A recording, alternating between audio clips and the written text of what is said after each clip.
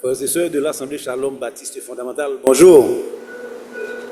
Nous disons merci au Seigneur pour le privilège qu'il nous donne de pouvoir être en sa présence en ce matin pour l'adorer en esprit et en vérité. Quels que puissent être les problèmes, les difficultés, les soucis auxquels nous sommes confrontés, mettons-les de côté pour que le moment que nous allons passer dans sa présence soit un moment de joie intense. Et pour commencer, nous vous demandons de vous lever. Nous allons entonner à plein poumon les paroles du numéro 207. C'est une joie de servir Jésus et mélodie joyeuse numéro 10. Numéro 207, c'est une joie de servir Jésus. C'est une joie de servir Jésus, joie qui soit si bas, et je peux toujours le louer, même au plus fort des combats. C'est une joie de servir Jésus, joie qui jaillit dans mon cœur, chaque moment, chaque jour, il me tient dans son amour. C'est une joie de mon sauveur. C'est une joie de servir Jésus, joie même dans la détresse, qui remplit mon cœur de musique et qui chasse ma tristesse. C'est une joie de servir Jésus, joie qui jaillit dans mon cœur, chaque moment, chaque jour, il me tient dans son amour. C'est une joie que donne mon sauveur. C'est une joie de servir Jésus, joie dans la plus sombre nuit. Quand Jésus connaît le chemin, je peux marcher avec lui. C'est une joie de servir Jésus, joie qui jaillit dans mon cœur, chaque moment, chaque jour, il me tient dans son amour. C'est une joie que donne mon sauveur. C'est une joie de servir Jésus, joie de servir mon sauveur, qui pour mes péchés fut blessé, appelé l'homme de douleur. C'est une joie de servir Jésus, joie qui jaillit dans mon cœur, chaque moment, chaque jour, il me tient dans son amour. C'est une joie que donne mon sauveur. Vous allez garder la même position. Nous allons entonner la doxologie qui est au numéro 1 de nos livrets.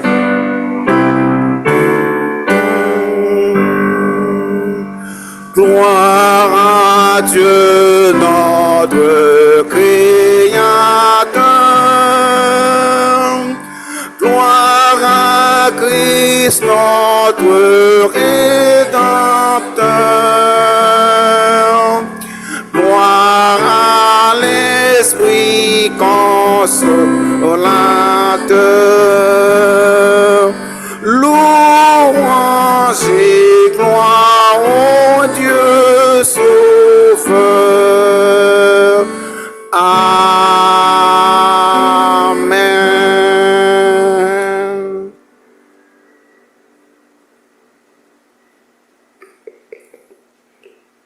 Prions le Seigneur. Éternel, notre Seigneur, Que ton nom est magnifique sur toute la terre. Ta majesté s'élève au-dessus des cieux.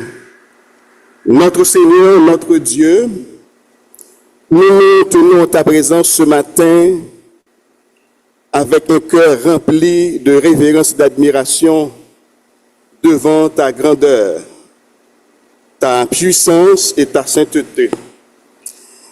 Tu es le Dieu souverain, le créateur de l'univers, digne de louange en tout temps et en tout lieu. Seigneur, nous te remercions pour le privilège que nous avons de nous rassembler ce matin en ton nom. Nous te demandons, Seigneur, d'être avec nous en ce moment de culte. Nous te sommes reconnaissants pour ta grâce, ta fidélité et surtout la paix que tu répands sur ton peuple. Seigneur, nous t'implorons de remplir ce lieu de ta présence. Où chaque personne qui va prendre part à ce culte, le dirigeant, les membres du chœur d'adoration, les musiciens, le prédicateur, ainsi que chacun de tes enfants ici rassemblés ou connectés en ligne. Seigneur, dispose nos cœurs afin que nous puissions nous répandre en adoration devant toi dans la vérité, dans l'humilité. Seigneur, nous te remettons tout entre tes mains.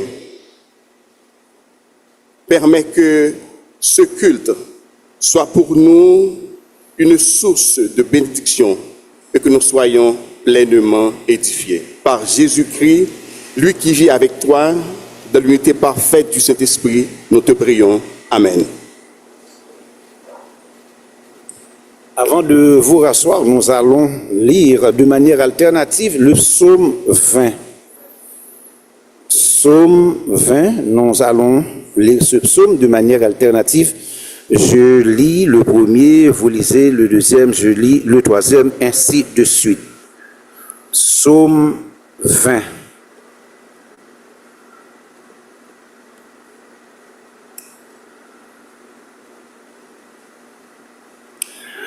Que l'Éternel t'exauce au jour de la détresse, que le nom du Dieu de Jacob te protège.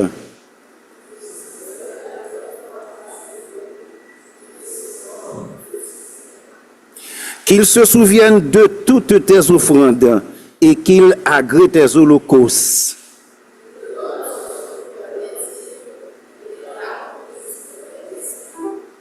Nous nous réjouissons de ton salut. Nous lèverons l'étendard au nom de notre Dieu. L'Éternel exaucera tous tes vœux.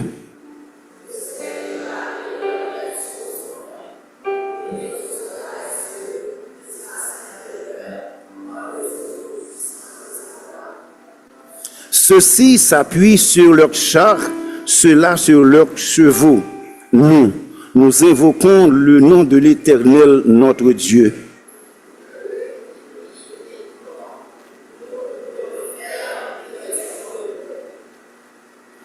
Lisons ensemble. 10.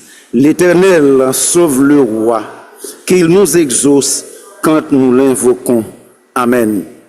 Asseyez-vous, nous allons continuer à chanter. Cette fois-ci, nous allons entonner les paroles du numéro 65 de nos livrets et chant d'espérance numéro 35, par tous les saints glorifiés.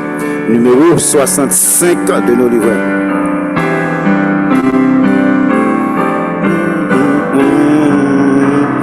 Par tous les saints glorifiés, Jésus inspire leur louange plus belle que les chants des anges. Gloire à l'agneau, gloire à l'agneau, gloire l'agneau sacrifié.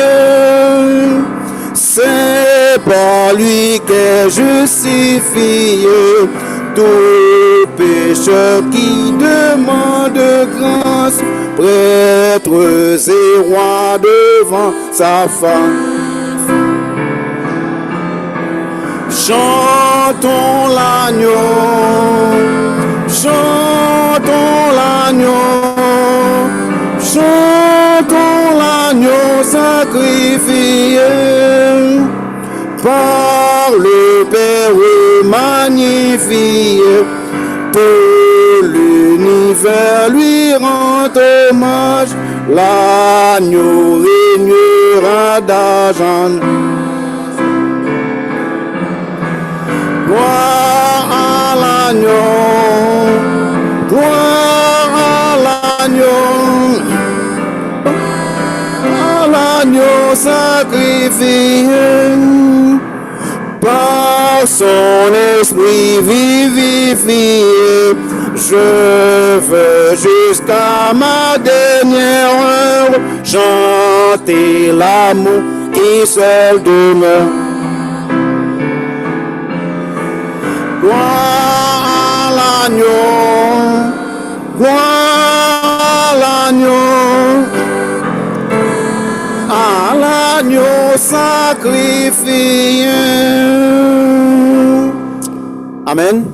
Prions le Seigneur. Notre Dieu, notre Père, nous te bénissons encore une fois ce matin et nous avons de multiples raisons pour te bénir, pour te glorifier, parce que chaque jour, nous sommes l'objet de ta grâce, de tes bénédictions. Tu as les yeux sur nous partout où nous sommes. Et tu nous dis dans ta parole, rien ne peut nous arriver sans ta permission. Et nous expérimentons cela chaque jour, Seigneur. Si tu n'étais pas avec nous, notre âme serait bien vite dans la demeure du silence. Seigneur, merci pour la protection que tu nous donnes chaque jour. Merci pour la sécurité. Merci pour les provisions que tu fais pour la plupart d'entre nous. Merci pour la santé que tu nous donnes. Nous vivons dans un pays où le système sanitaire est très précaire. Mais Seigneur, tu nous accordes de la santé. Nous te remercions pour cela. Mais nous voulons particulièrement te remercier pour le plus grand don que tu nous as fait, Seigneur. C'est le salut que tu nous donnes. Et ce salut nous donne la garantie qu'un jour nous serons avec toi dans l'éternité. Ce salut nous donne l'espérance. Ce salut nous fortifie, nous aide à rester fermes, même au milieu des difficultés, des épreuves, parce que nous vivons dans l'espérance. Seigneur, merci pour le sacrifice de ton Fils Jésus à la croix. Sans ce sacrifice, Seigneur, comment serait notre vie spirituelle? Merci pour ton Église. Merci pour ta parole qui nous oriente, qui façonne notre cosmovision, qui façonne nos convictions. Sans cette parole, nous serions des marionnettes entre les mains de ce monde, entre les mains du diable. Merci Seigneur pour ton Église.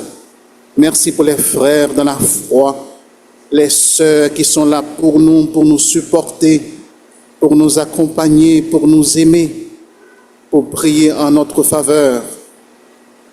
Gloire à toi, Seigneur. Père, nous sommes devant toi ce matin et nous voulons partager nos soucis avec toi. Certains d'entre nous, nous sommes en train de lutter avec des difficultés de toutes sortes, des difficultés d'ordre économique. Certains d'entre nous sont malades et ont besoin de guérison. Nous prions que tu mettes ta main sur ces personnes et tu les guérisses parce que tu es le médecin par excellence. Nous prions pour ceux d'entre nous qui luttent avec une faiblesse dans leur vie. Permets, Seigneur, qu'ils se souviennent que le sang de Jésus est efficace pour nous donner la victoire sur tous les péchés. Nous prions pour ceux d'entre nous qui sont inactifs et qui ne sont pas conscients de la grâce de Dieu, de ta grâce envers eux, et qui restent sans rien faire pour faire avancer ton œuvre. Nous prions que tu touches les cœurs de ces personnes pour qu'elles prennent la décision de se donner à toi, parce que nous pouvons pécher par commission, mais nous pouvons aussi pécher par omission, le fait que nous ne faisons pas ce que nous devons faire. Notre Dieu, nous te remettons notre assemblée, l'assemblée Shalom. Bénis cette assemblée davantage. Nous prions qu'il y ait un réveil parmi nous et que nous puissions être cette assemblée que tu veux, Seigneur, l'assemblée qui est ancrée dans ta parole, une assemblée qui prie constamment, une assemblée qui se caractérise par l'amour fraternel. Seigneur, pardonne à chacun de nous pour les conflits inutiles, pour la médisance, la calomnie. Pardonne à chacun d'entre nous, pardonne à ton assemblée pour les divisions parfois qui existent entre nous, ou du moins au sein des familles. Aide-nous à vivre dans l'unité, dans l'harmonie, parce que tu envoies des bénédictions là où il y a l'unité. Seigneur, nous voulons te prier pour ces jeunes qui vont aux examens officiels. Nous te demandons de les bénir, de les accompagner tout au long de cette semaine. Permets qu'ils se souviennent des notions qu'ils ont apprises au cours de l'année. Et permets, Seigneur, qu'ils réussissent. Ne permets pas qu'il y ait des difficultés, des problèmes, les empêchant, Seigneur, de subir ces examens tranquillement. Sois avec eux, Seigneur, quand ils laissent leur maison, quand ils sont dans les rues, quand ils sont dans leur siège, quand ils doivent revenir chez eux. Que ta bonne main soit sur chacun d'eux, Seigneur. Et déjà, nous te remercions pour la réussite, le succès que tu vas accorder à chacun d'eux. Seigneur, nous te remettons Haïti, notre pays. Tu vois la misère dans laquelle nous pataugeons. Tu es le Dieu Tout-Puissant. Tourne ton regard vers nous. Délivre-nous de la méchanceté des hommes. Nous prions pour ceux qui sont abusés, ceux qui ont perdu leurs proches, qui vivent avec des traumatismes, ceux qui ont perdu leurs biens à cause du problème d'insécurité. Nous te demandons, Seigneur, de visiter ces personnes, de les fortifier, de les accompagner. Nous te demandons de continuer à nous garder dans ce pays. Nous voulons y rester. Beaucoup d'entre nous voudraient y rester pour que nous puissions continuer à travailler à son avancement. Mais Seigneur, les difficultés sont nombreuses. Préserve-nous du mal. Si les méchants complotent contre nous pour nous détruire, pour faire du mal aux membres de notre famille, nous prions au nom de Jésus que tu fasses échouer leurs plans. Tu es le Dieu souverain, tu es au contrôle de tout. Garde-nous, Seigneur, quand nous sommes dans les rues. Garde-nous quand nous sommes chez nous. Garde-nous, Seigneur, pendant notre sommeil. Que tes anges entourent nos maisons. Nous comptons sur toi, Seigneur. Nous savons que tu es le Dieu Tout-Puissant. Père, nous prions pour les églises qui ont des difficultés à se réunir. Nous prions pour les chrétiens qui sont persécutés à cause de leur foi. Nous te demandons de les visiter, Seigneur.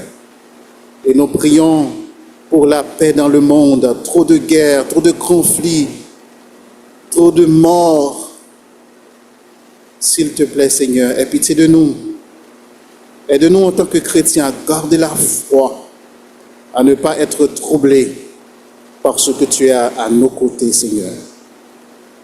Nous allons dans quelques instants, dans quelques minutes, écouter ta parole. Tu as une parole d'encouragement pour nous. Permets que notre cœur soit prêt à la recevoir. Aide-nous à ne pas nous contenter d'écouter ta parole, mais Seigneur, aide-nous à la mettre en pratique dans notre vie pour que nous puissions parvenir à la maturité spirituelle. Bénis l'offrande que nous avons recueillie ce matin. Permets qu'elle soit utilisée pour l'avancement de ton œuvre. Garde-nous, Seigneur. Regarde si nous sommes sur une mauvaise voie et conduis-nous sur la voie de l'éternité. C'est au nom de ton Fils Jésus que nous t'adressons cette prière, à qui revienne la gloire, la puissance au siècle des siècles. Amen.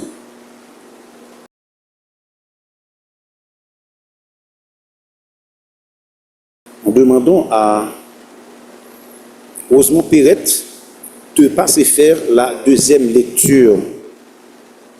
Deuxième lecture avec Perrette en 1 Jean, chapitre 2, du verset 7 au verset 16. 1 Jean 2, verset 7 jusqu'au verset 16.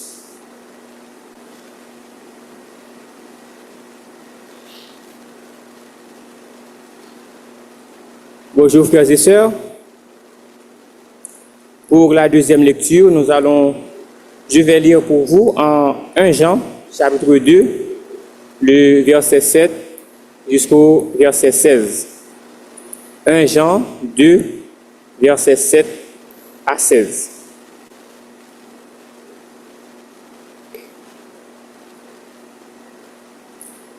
Bien-aimés, ce n'est pas un commandement nouveau que je vous écris, mais un commandement ancien que vous avez eu dès le commencement. Ce commandement ancien, c'est la parole que vous avez entendue. Toutefois, c'est un commandement nouveau que je vous écris, ce qui est vrai en lui et en vous, car les ténèbres se dissipent et la lumière véritable paraît déjà. Celui qui dit qu'il est dans la lumière et qui est son frère est encore dans les ténèbres. Celui qui aime son frère demeure dans la lumière et aucune occasion de chute n'est en lui. Mais celui qui est son frère est dans les ténèbres. Il marche dans les ténèbres et il ne sait où il va, parce que les ténèbres ont aveuglé ses yeux. Je vous écris, petits enfants, parce que vos péchés vous sont pardonnés à cause de son nom. Je vous écris, Père, parce que vous avez connu celui qui est dès le commencement. Je vous écris, jeunes gens, parce que vous avez vaincu le malin. Je vous ai écrit, petits enfants, parce que vous avez connu le Père. Je vous écris, Père, parce que vous avez connu celui qui est dès le commencement. Je vous ai écrit, jeunes gens, parce que vous êtes forts et que la parole de Dieu demeure en vous et que vous avez vaincu le malin. N'aimez point le monde, ni les choses qui sont dans le monde. Si quelqu'un aime le monde, l'amour du Père n'est point en lui. Car tout ce qui est dans le monde, la convoitise de la chair, la convoitise des yeux et l'orgueil de la vie, ne vient point du Père, mais vient du monde. Parole du Seigneur.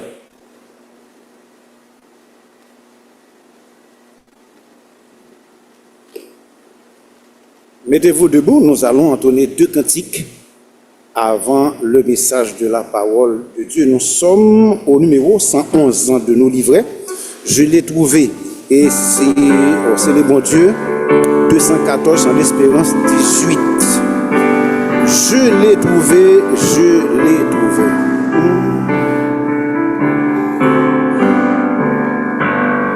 Je l'ai trouvé, le bonheur ineffable. Je suis sauvé, aux joies inexprimables. Tous mes péchés sont effacés, le sang de Christ me lave. Les jours des larmes sont passés, je ne suis plus esclave. Oh, quel bonheur d'avoir Jésus pour maître.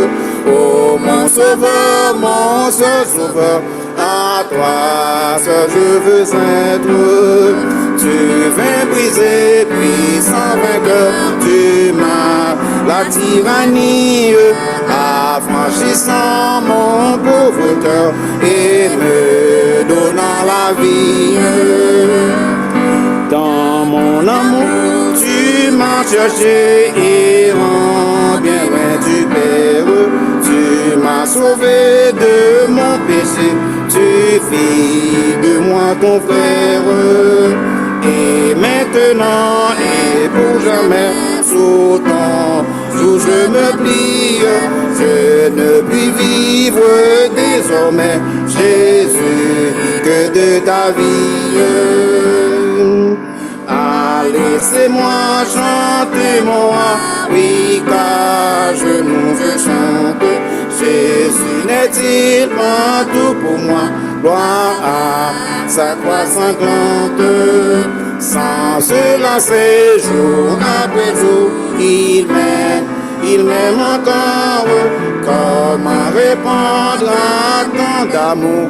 Je crois, j'aime et j'adore. Sur de la victoire, c'est le titre du cantique que nous allons entonner. Ce cantique est trouvé au numéro 137 de nos livrets.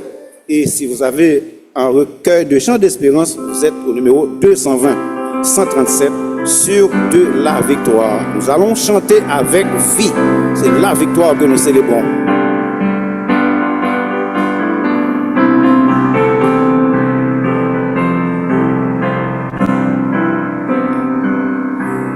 Sur de la victoire, soldat du Seigneur, marche et chante gloire, tu seras vainqueur.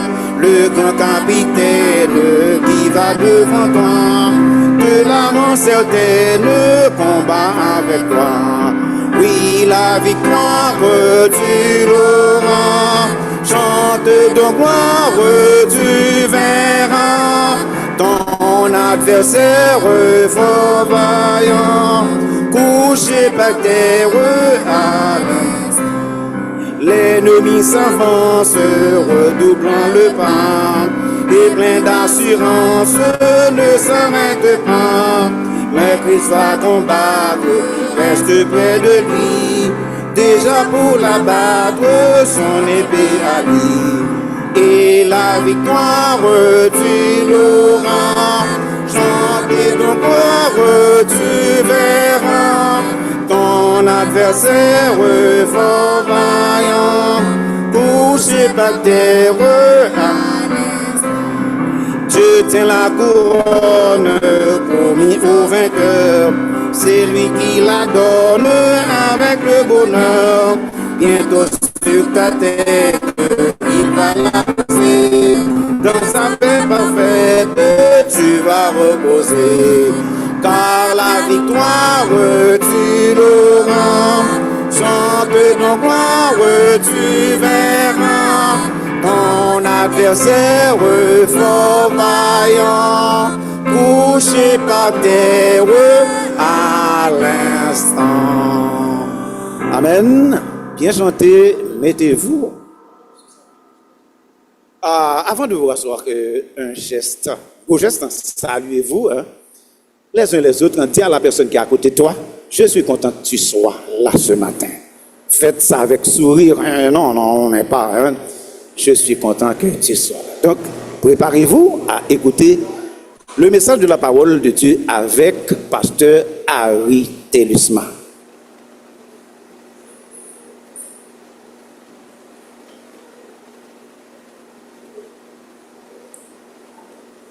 Il est bon d'être ensemble. Bonjour encore une fois, frères et sœurs. Vous ne voulez pas répondre à mon bonjour, je ne sais pas pourquoi.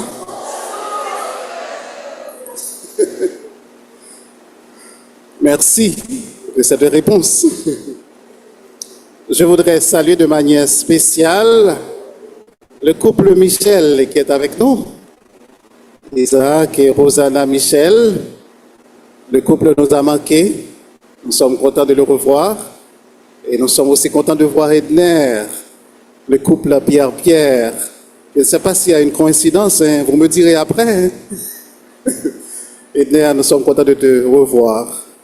Et lorsque vous pensez à PSA, ici, pensez à Edner, parce que c'est lui qui a institué cela au sein de l'Assemblée. Donc les enfants qui ont bénéficié de PSA, vous devez être reconnaissants d'abord envers Dieu, mais aussi envers Edner qui a pris cette initiative. Edner, nous sommes contents que tu sois avec nous ce matin. Je demanderai aussi aux stagiaires je voudrais avoir une petite rencontre avec vous après le culte au bureau, s'il vous plaît. Ce matin, nous allons aborder un sujet d'une grande importance. Permettez que je vous lise ce verset. C'est un verset que nous allons citer, mais le message ne va pas se baser essentiellement sur ce verset, mais je vous le cite à l'instant. Lisons-le à l'instant. Jean 16, verset 33, le verset de la semaine, qui nous dit quoi? Je vous ai dit ces choses afin que vous ayez la paix en moi. Vous aurez des tribulations dans le monde, mais prenez courage, j'ai vaincu le monde. Savez-vous ce que c'est un oxymore? Est-ce que vous en avez une idée? Un oxymore. Vous n'avez pas une idée de ce qu'est un oxymore? Un oxymore, c'est une figure de style qui consiste à associer deux mots de sens opposés dans une même expression ou dans une même phrase. Et cela crée un effet de contraste et de surprise lorsqu'on combine deux mots dans une phrase ou bien dans une expression qui ont des sens contraires. Permettez que je vous donne quelques exemples d'oxymores. En voici quelques-uns. Un silence bruyant. Vous avez d'un côté le mot silence et vous avez aussi le mot bruyant. Oui, un silence qui est bruyant. Et un jeune vieillard. Jeune vieillard. Une obscure clarté. Un mort vivant. Un soleil noir. Une douce violence. À trois lentement. À trois lentement. Donc nous avons quelques exemples d'oxymores où il y a une combinaison de termes qui ont des sens contraires. Je vais utiliser un oxymore pour décrire un groupe de chrétiens. Voici l'oxymore. Des vainqueurs vaincus. Des vainqueurs vaincus. Lorsque je parle des chrétiens qui sont des vainqueurs vaincus, ce sont des chrétiens qui ont reçu un statut de vainqueur, mais qui vivent comme des vaincus. C'est un phénomène qui existe dans les églises, n'est-ce pas? Parmi nous-mêmes. Nous, en tant que chrétiens, nous avons reçu un statut de vainqueur lorsque nous plaçons notre foi en Jésus-Christ. Mais il arrive que nous vivons comme des vainqueurs, nous vivons comme des vaincus. Lorsque quelqu'un met sa foi en Jésus, il reçoit de la part du Seigneur un statut de vainqueur. Et en plus, le Seigneur met à sa disposition tout ce dont il a besoin pour vivre comme un vainqueur. Cependant, il y a des chrétiens qui ne sont même pas conscients qu'ils sont des vainqueurs. Il y en a qui sont conscients qu'ils sont des vainqueurs, mais qui ne vivent pas en fonction de ce statut. Lorsqu'un chrétien vit avec une mentalité de vaincu, il ne fait pas honneur à l'Évangile, honneur à l'Église. Il ne fait pas honneur à son Seigneur qui a souffert à la croix pour lui donner un statut de vainqueur. Le message de ce matin nous aidera à comprendre une chose, qu'un chrétien doit vivre non comme un vaincu, mais comme un vainqueur. Je voudrais que vous compreniez cela ce matin.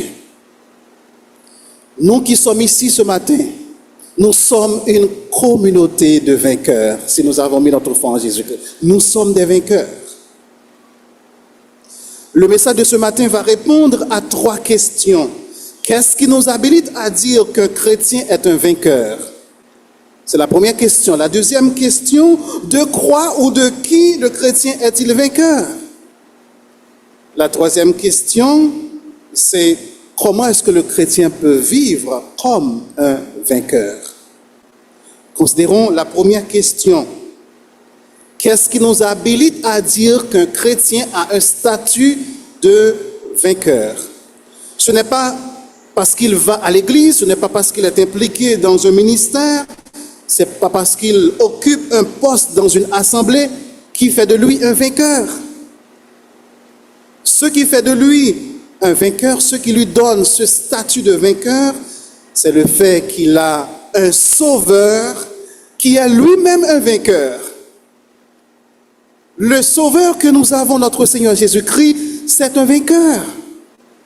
Puisque nous avons une relation avec lui, nous avons aussi ce statut de vainqueur. Laissez-moi vous dire que ce n'est pas un TPS qu'on peut interrompre à n'importe quel moment. Non. C'est un SVE. Cela veut dire un statut de vainqueur éternel. Vous n'avez pas ce statut pour un temps, vous avez ce statut éternellement et personne ne peut nous ôter ce statut. Ils peuvent mettre fin au TPS, mais quant à ce statut de vainqueur éternel, personne ne peut y toucher. Jésus-Christ est notre vainqueur, n'est-ce pas? Il a dit qu'il est un vainqueur lorsque nous lisons en Jean 16, verset 33. Jésus a dit à ses disciples, vous aurez des tribulations dans le monde, mais prenez courage, j'ai vaincu le monde. Ça, c'est le langage de vainqueur. Il dit encore en Matthieu 28, verset 18, tout pouvoir m'a été donné dans le ciel et sur la terre. C'est le langage de vainqueur. Jésus-Christ, nous lisons en Marc chapitre 16, le verset 19, le Seigneur, après leur avoir parlé, fut enlevé au ciel et il s'assit à la droite de Dieu. Quand quelqu'un est assis à la droite de Dieu, cela veut dire que c'est une position d'autorité, c'est une position d'honneur, c'est une position de vainqueur. Notre Seigneur Jésus-Christ est assis à la droite de Dieu. La mort et la résurrection de Jésus, c'est aussi une preuve qu'il est un vainqueur. Jésus a remporté la victoire sur la mort. Après la mort, il n'est pas resté dans la tombe. Il est ressuscité. Une preuve qu'il est un vainqueur. Et en outre, la parole de Dieu nous dit que Dieu a élevé Jésus-Christ et lui a donné le nom qui est au-dessus de tout nom. Selon Philippiens chapitre 2, versets 8 à 10, ayant paru comme un simple homme, il s'est humilié lui-même, se rendant obéissant jusqu'à la mort, même jusqu'à la mort de la croix. C'est pourquoi aussi Dieu l'a souverainement élevé et lui a donné le nom qui est au-dessus de tout nom, afin qu'au nom de Jésus, tout genou fléchisse dans les cieux, sur la terre et sous la terre. Quel vainqueur avons-nous, mes frères et sœurs? Aucune autorité. Toutes les autorités, disons, doivent se plier devant ce vainqueur. C'est avec ce vainqueur que nous avons une relation. N'est-ce pas? La victoire de Jésus est aussi la nôtre parce que nous sommes ses co-héritiers. Jésus-Christ est le Fils de Dieu, il est l'héritier de Dieu. Lorsque nous plaçons notre foi en Jésus-Christ, nous sommes devenus enfants de Dieu. Par conséquent, nous sommes devenus co-héritiers de Jésus-Christ. Et puisqu'il est un vainqueur, nous aussi, nous avons le statut de vainqueur.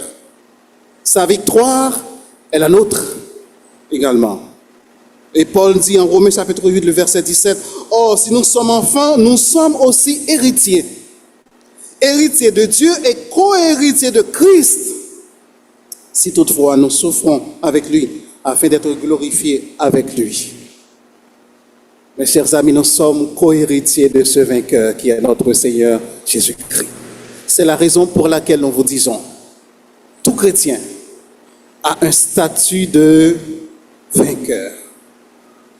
C'était la première question. La deuxième question maintenant, c'est de quoi ou de qui le chrétien est-il vainqueur? Voici quelques éléments de réponse à cette question. Le premier élément de réponse, c'est que le chrétien est vainqueur du péché. Selon Romains chapitre 6, le verset 14, nous lisons « Le péché n'aura point de pouvoir sur vous, puisque vous êtes non sous la loi, mais sous la grâce. » Être sous la loi, ceux et celles qui étaient sous la loi de Moïse, ils étaient incapables de vaincre le péché. Les sacrifices qu'ils savaient offrir, présenter à Dieu, étaient inefficaces, selon ce que nous lisons en Hébreux chapitre 10, le verset 4. Il est impossible que le sang des taureaux et des boucs ôte les péchés. Tous les sacrifices qu'ils faisaient dans l'Ancien Testament, ces sacrifices étaient inefficaces. Vous savez, le texte dit, nous sommes sous la loi. Nous ne sommes plus sous la loi. Vous savez, l'une des raisons pour lesquelles Dieu avait donné la loi, c'est pour exposer le péché des hommes. C'est pour montrer l'incapacité des hommes à faire sa volonté. Voici l'une des raisons. Voilà l'une des raisons pour lesquelles Dieu avait donné la loi. Une autre raison, c'est que la loi a été donnée pour aider l'homme à être conscient qu'il avait besoin d'un sauveur, qu'il avait besoin de Jésus. C'est ce que nous lisons en Galates chapitre 3, le verset 24. Nous lisons, la loi a été donnée comme un pédagogue pour nous conduire à qui? Pour nous conduire à qui? À Christ. Pour nous conduire à Christ. Donc la loi a été donnée pour nous conduire à Christ. La loi était inefficace. La loi avait pour rôle de nous faire prendre conscience que nous avons besoin d'un sauveur. Être sous la grâce. Le sang de Jésus, contrairement à celui des taureaux et des boucs, est efficace pour laver nos péchés et nous rendre victorieux du péché. Le sang de Jésus. Lorsque Paul dit que le péché n'aura point de pouvoir sur vous, qu'est-ce qu'il veut dire? Il veut dire que le péché ne peut pas exercer son emprise sur vous. Vous avez la capacité d'être victorieux de tout péché. Il peut arriver que nous péchons contre Dieu, n'est-ce pas? Mais le péché, comprenez bien, frères et sœurs, le péché n'a pas le pouvoir sur nous au point qu'il règne sur nous et nous domine. Le péché n'a pas ce pouvoir. S'il l'a, c'est nous qui lui donnons. Donc un chrétien, une chrétienne ne peut pas dire qu'il ne peut pas ou qu'elle ne peut pas se débarrasser d'un péché dans sa vie. Sur la base de ce texte, un chrétien, une chrétienne ne peut pas oser dire qu'il ou bien qu'elle est incapable de vaincre un péché parce que il a déjà la victoire sur le péché. Il a déjà la capacité, elle a déjà la capacité de remporter la victoire sur le péché. Le chrétien est vainqueur du péché. En deuxième lieu, le chrétien est vainqueur de la chair. La chair, cette tendance en nous qui nous pousse parfois à désobéir à notre Dieu. Galates chapitre 5, le verset 24 nous dit « Ceux qui sont à Jésus-Christ ont crucifié la chair avec ses passions et ses désirs. » Donc la chair n'a pas ce pouvoir de dominer sur nous. Nous avons la capacité de remporter la victoire sur la chair. Le chrétien est vainqueur du monde également. Le monde, c'est ce système mis en place par Satan afin d'induire les gens en erreur et les faire patauger dans le mal. Le chrétien détient la capacité de vaincre ce système.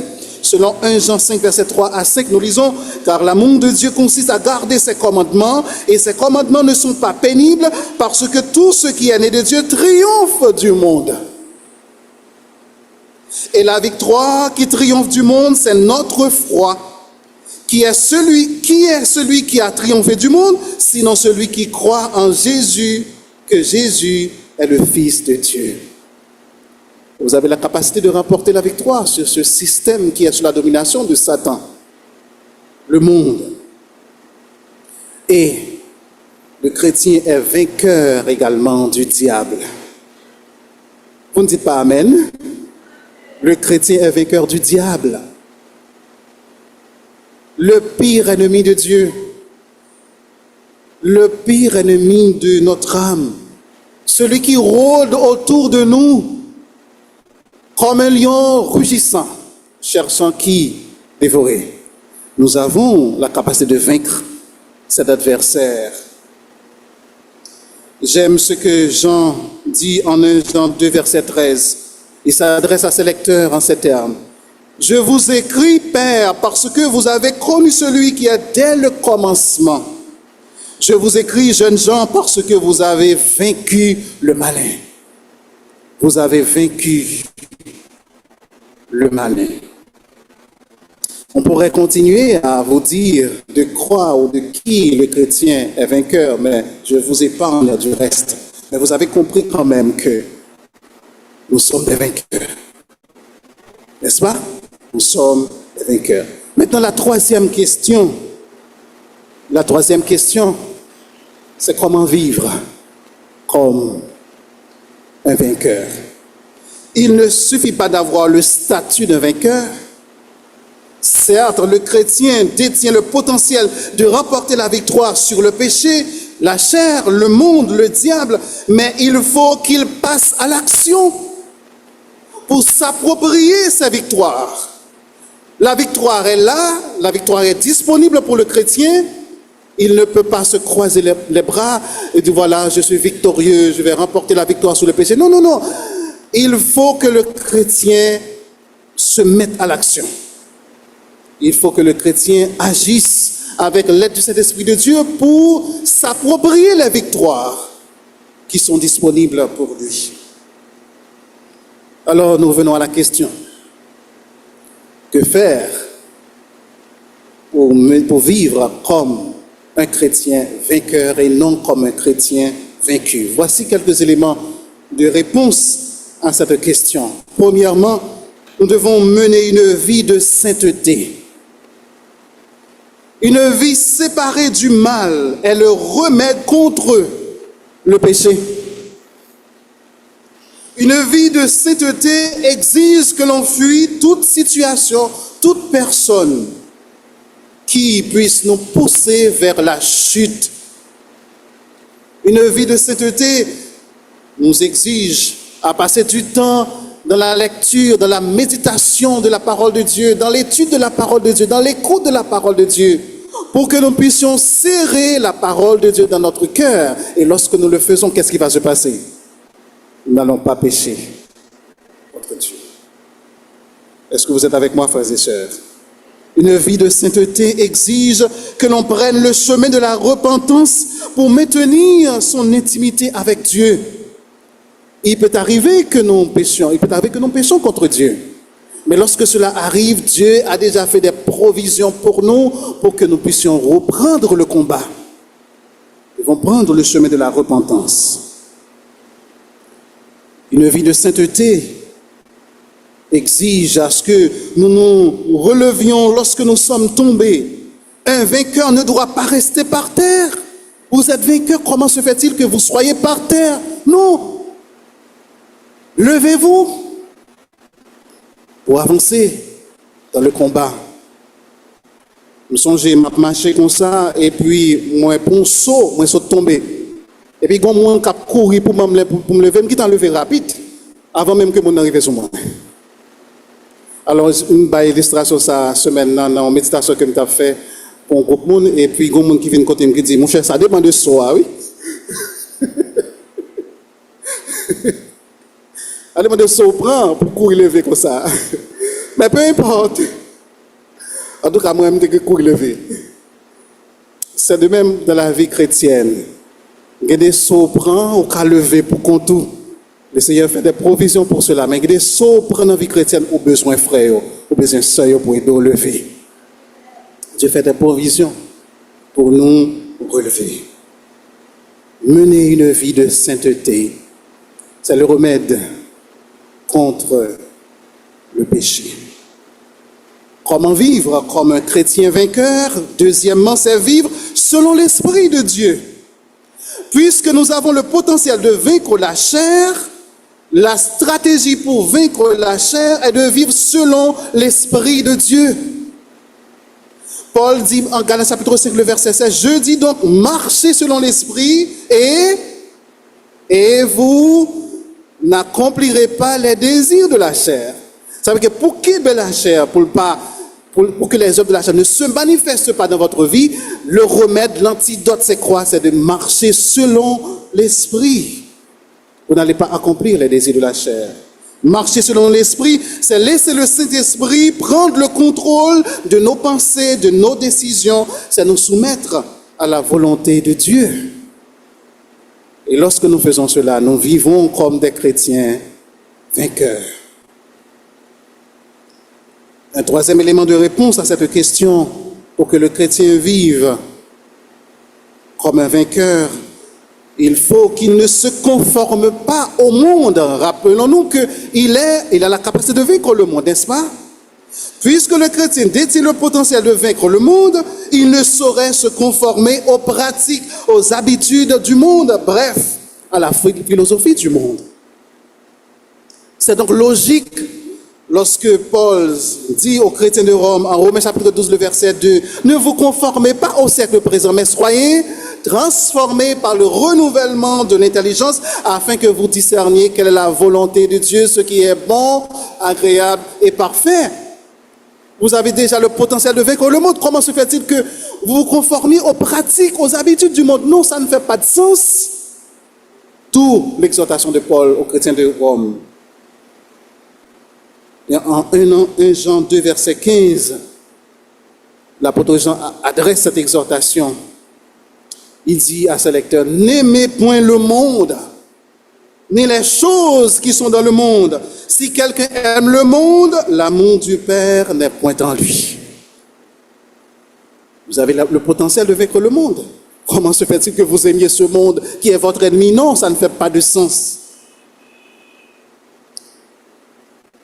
Pour vivre comme un chrétien vainqueur, il ne faut pas se conformer du monde, mais un dernier élément de réponse à cette question, pour vivre comme un chrétien vainqueur, il faut se revêtir des armes spirituelles. Des armes spirituelles. Puisque nous avons le potentiel de vaincre le malin, la stratégie pour y parvenir est de nous armer spirituellement. Ce n'est pas bazooka pour gagner la caille, ou non? Ce sont les armes spirituelles qu'il faut avoir, dont nous devons nous revêtir. Et Paul nous dit, en Éphésiens 6, versets 11 et 12, « Revêtez-vous de toutes les armes de Dieu, afin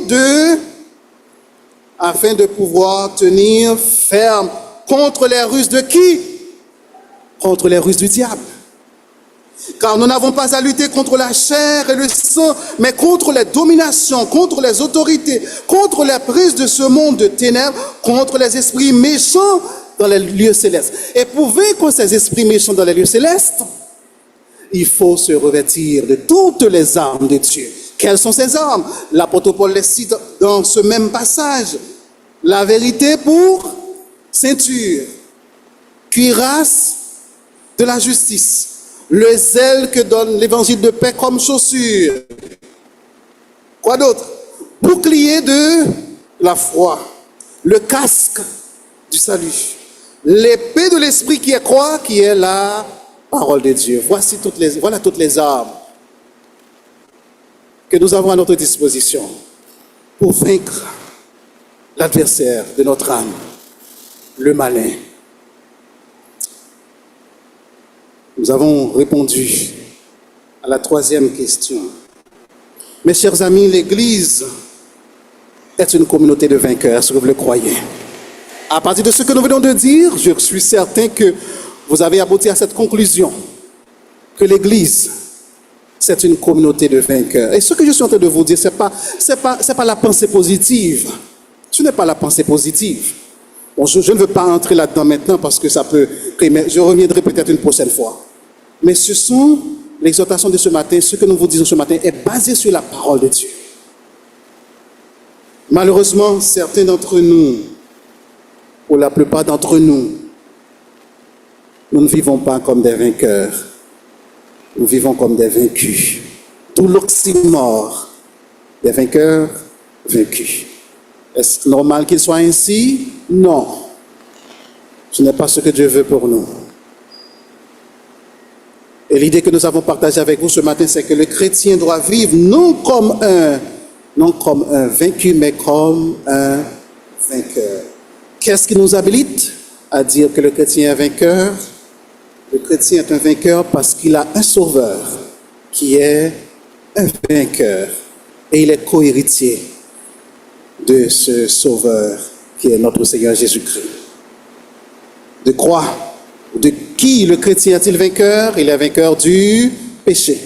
Il est vainqueur de la chair. Il est vainqueur du monde.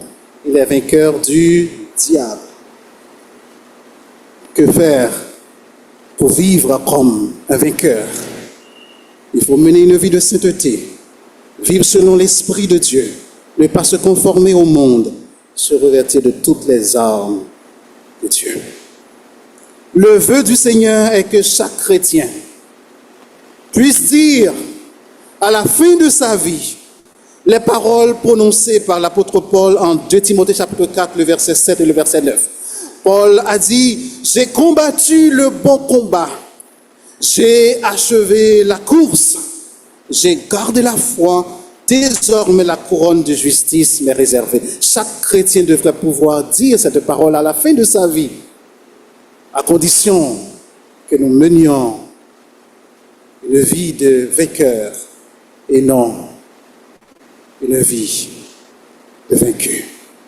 Que le Seigneur nous aide à mener ce type de vie, à vivre pour lui, pour qu'à la fin de notre vie, nous puissions dire les paroles prononcées par l'apôtre Paul dans ce passage que nous venons de partager avec vous. Prions le Seigneur.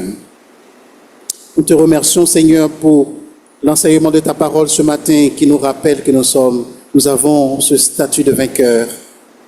Mais nous confessons devant toi ce matin que nous ne vivons pas toujours à la lumière de ce statut. Nous voulons te demander pardon, Seigneur, parce qu'il y a souvent une inadéquation entre notre statut et notre mode de vie. S'il te plaît, pardonne-nous et permets que nous nous engagions ce matin à vivre une vie qui soit en harmonie avec le statut de vainqueur que tu nous as donné à travers la mort de Jésus sur la croix. Nous te demandons cela au nom de Jésus, ton Fils. Amen.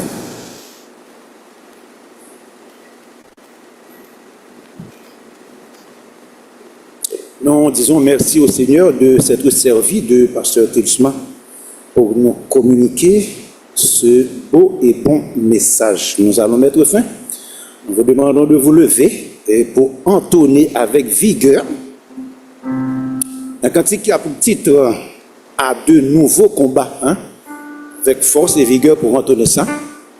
Et après, nous avons fini de chanter, Pasteur Telsma viendra pour prononcer la bénédiction.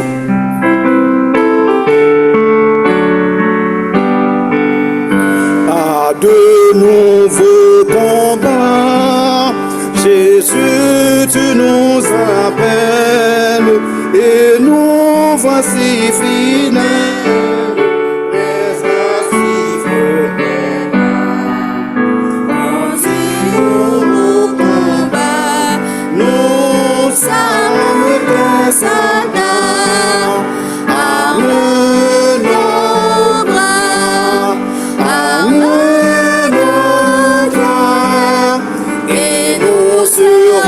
Plus que vainqueurs, et nous serons plus que vainqueurs.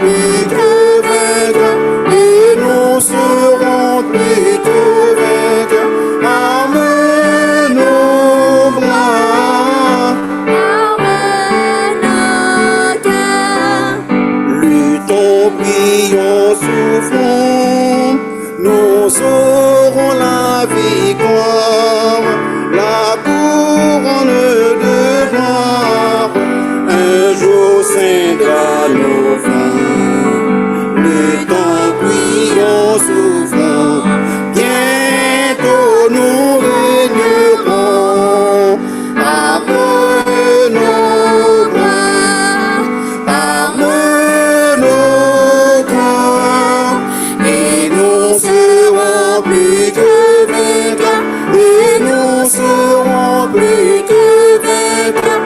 Arme nos bras, arme nos cœurs. Merci, vous avez vraiment bien chanté. Maintenant, je passe le micro à Pasteur Télisma pour la bénédiction. Nous remercions frère Mésalus pour la direction du culte. C'était son baptême de feu aujourd'hui et je crois qu'il a réussi ce baptême. Donc merci d'avoir été avec nous. Si vous ne connaissez pas le Seigneur, ne partez pas sans prendre la décision de donner ta vie, de donner votre vie à Dieu. Je serai à la porte si vous voulez que je partage le message de l'Évangile avec vous. Ce serait une joie de le faire. Vous donc, bien-aimés qui êtes avertis, tenez-vous sur vos gardes, de peur qu'entraînés par l'égarement des impies, vous ne veniez à déchoir de votre fermeté. Mais croissez dans la grâce et dans la connaissance de notre Seigneur et Sauveur Jésus-Christ. À lui soit la gloire, maintenant et pour l'éternité. Amen.